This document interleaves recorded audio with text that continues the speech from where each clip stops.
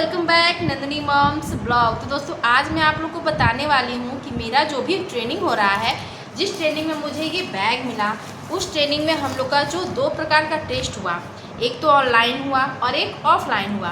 तो ऑनलाइन के क्वेश्चन क्या थे और ऑफलाइन के क्वेश्चन क्या थे, क्योंकि अब जो भी ट्रेनिंग होने वाले हैं, चाहे वो बीपीएससी टीआरई 3 के हो या फिर बीपीएससी टीआरई 1 और टीआरई 2 के हो, सभी की जो भी ट्रेनिंग है उनका मॉड्यूल बहुत ज़्यादा चेंज हो चुका है और सभी का अब ये pre test, pre online test और ऑफलाइन टेस्ट ट्रेनिंग के फर्स्ट डे होना अनिवार्य कर दिया गया है। तो चूँकि जो हम लोग ट्रेनिंग में ऑनलाइन टेस्ट दिए थे तो उसका तो क्वेश्चन मेरे पास नहीं है, हाँ, लेकिन कैसे क्वेश्चन पूछे गए थे वो मुझे पता है, तो मैं वो आपको बताने वाली हूँ। और जो भी ट्रेनिंग में हम लोग का ऑफलाइन टेस्ट हुआ था तो उसमें क्या क्वेश्चन थे उसका मेरे पास क्वेश्चन पेपर है, तो ये क्वेश्चंस मैं आपको पढ़ के सुनाने वाली हूँ। सबसे पहले हम बात करते हैं कि हम लोग का जो भी ऑनलाइन प्री टेस्ट हुआ था वो कैसे क्वेश्चन थे, क्या हिंदी इंग्लिश मैथ सबके क्वेश्चन थे या किसी पर्टिकुलर किसी एक सब्जेक्ट के क्वेश्चन थे, तो इस और ऑफलाइन में कैसे क्वेश्चन थे, इन सारी चीज़ों को जानने के लिए वीडियो को अंत तक जरूर देखिएगा, क्योंकि वीडियो में आज आप लोग के लिए बहुत सी चीज़ें हैं। बीपीएससी टीआरई 3 से भी रिलेटेड बहुत से न्यूज़ हैं जो धीरे धीरे करके हम लोग को मिल रही हैं कि आप लोग का ट्रेनिंग इतना लेट क्यों हो रहा है, आप लोग का स्कूल में ज्वाइनिंग इतना लेट क्यों हो रहा है। तो चलिए स्टार्ट करते हैं हम लोग क्वेश्चन से कि जो भी हमारा ऑनलाइन प्री टेस्ट हुआ उसमें कैसे क्वेश्चन थे। तो देखिए, अगर आप लोगों ने अच्छे से बीएड या फिर डीएलएड में पेडागोजी के सब्जेक्ट को अच्छे से पढ़ा होगा तो ये टेस्ट पास करना आप लोग के लिए चुटकियों का खेल है, क्योंकि जो भी क्वेश्चन है लमसम ऑनलाइन प्री टेस्ट में 50 क्वेश्चन थे, दो बार करके आए थे, तो उस टेस्ट में ओनली पेडागोजी के ही क्वेश्चन थे।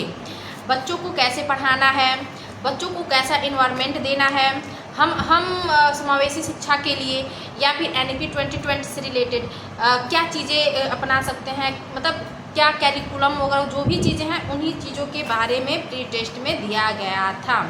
तो मस्ट है कि अगर आपने पेडागोजी अच्छे से पढ़ा है, चाहे वो सीटेट में हो या टेट में हो या बीटेट में हो, जिसमें भी, या फिर आपके डीएलएड और बीएड के कोर्स में, वही सारी चीज़ें आप लोगों को प्री टेस्ट में पूछ रहा है, इससे ज़्यादा कुछ नहीं है।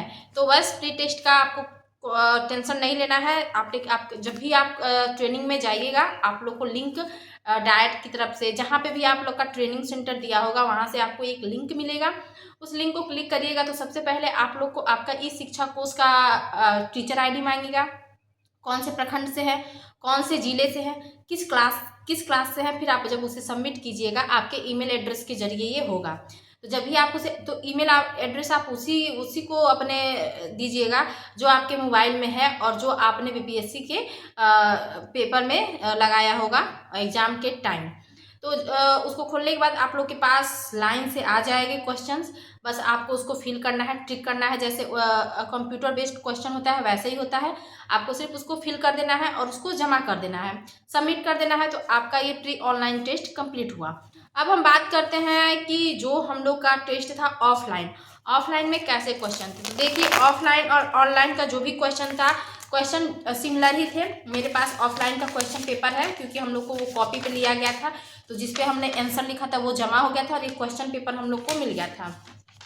यहाँ सबसे पहले लिखा है in service teacher training 25-26 pre test और पोस्ट टेस्ट। इस टेस्ट का नाम है प्री टेस्ट या पोस्ट टेस्ट। तो हम लोगों ने ये दिया, इसमें कुल मिला के आपके 5 प्रश्न है, उसमें टाइम आपका 1 या 2 घंटे का हो सकता है। ये इतने क्वेश्चन इजी हैं कि आपके लिए 2 घंटे पर्याप्त हैं, 1 घंटा ही पर्याप्त है, 2 घंटे लगने की ज़रूरत ही नहीं पड़ेगी। और टोटल ये 15 मार्क्स के हैं। 15 मार्क्स के इसलिए हैं क्योंकि आपको टोटली 5 क्वेश्चन में से टोटली 3 क्वेश्चन करने होते हैं।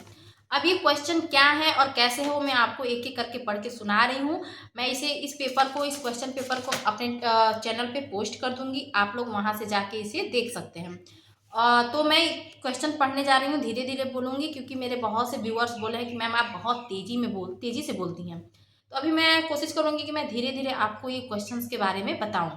तो पहला हमारा क्वेश्चन है, मैं हिंदी और इंग्लिश दोनों में आपको पढ़ के सुना सकती हूँ, नहीं अगर हिंदी इंग्लिश दोनों में पढ़ूंगी तो वीडियो काफ़ी लंबा होगा, जो बोरिंग हो जाएगा, इसलिए मैं हिंदी में पढ़ रही हूँ, इंग्लिश में आप लोग को पोस्ट कर दूंगी तो आप लोग देख सकते हैं। तो पहला क्वेश्चन है, दक्षताओं और सीखने के परिणामों के बीच प्रासंगिक उदाहरणों सहित अंतर स्पष्ट कीजिए। फर्स्ट क्वेश्चन आप लोगों ने सुन लिया। सेकेंड क्वेश्चन है, आनंदपूर्ण अधिगम की अवधारणा को समझाइए। आनंदपूर्ण अधिगम की अवधारणा को समझाइए और एक गतिविधि सुझाइए जो प्राथमिक कक्षा में इसे बढ़ावा दे सके। तो ये भी हो गया। तीसरा क्वेश्चन है, शिक्षक अपने छात्रों में उद्यमशीलता की मानसिकता को कैसे बढ़ावा दे सकते हैं। 2 उदाहरण दीजिए। ये क्वेश्चन आपका हो गया तीसरा। चौथा क्वेश्चन है, विद्यालय के पाठ्यक्रम में पोषण शिक्षा को शामिल करने का महत्व समझाइए। ये क्वेश्चन हो गया चौथा।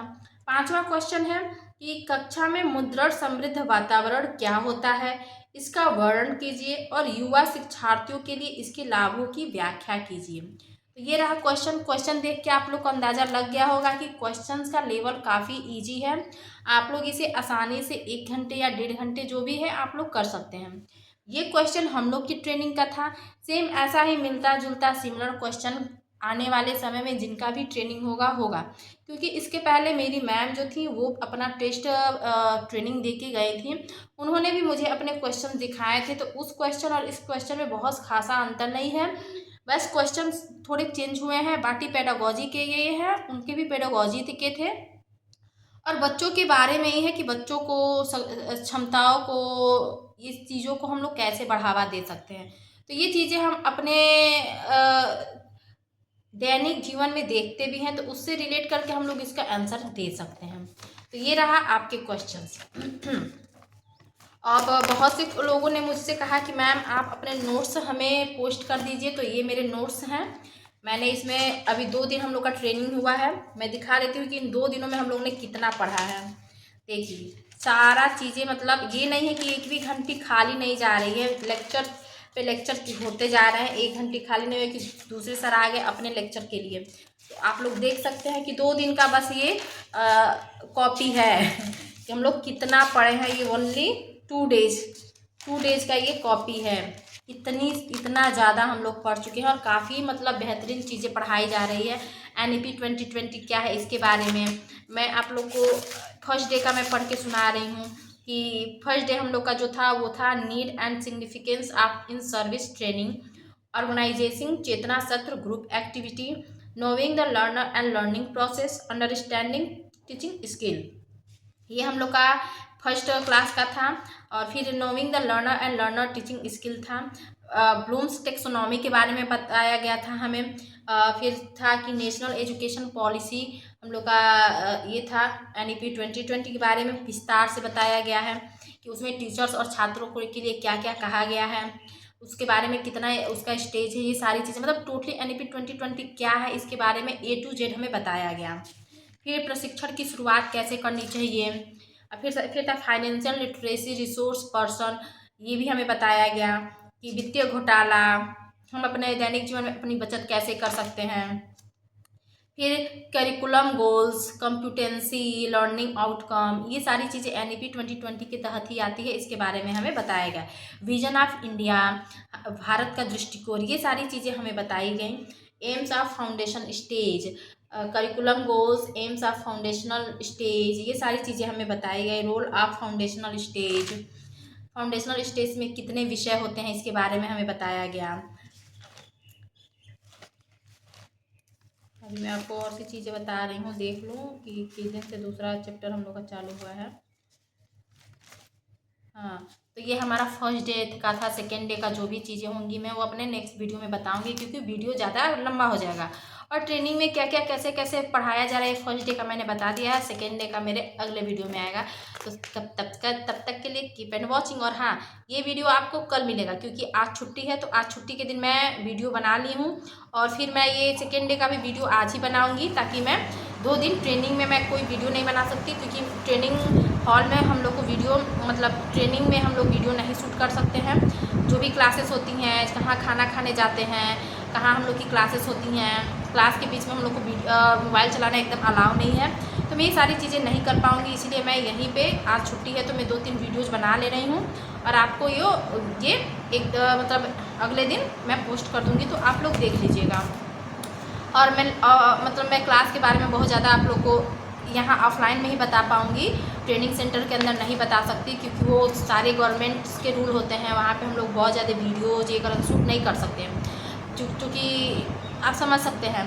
तो सपोर्ट कीजिए, और बाकी जो भी चीज़ें आएंगी वो मैं अपने नेक्स्ट वीडियो में बताऊँगी। तब तक के लिए बाय।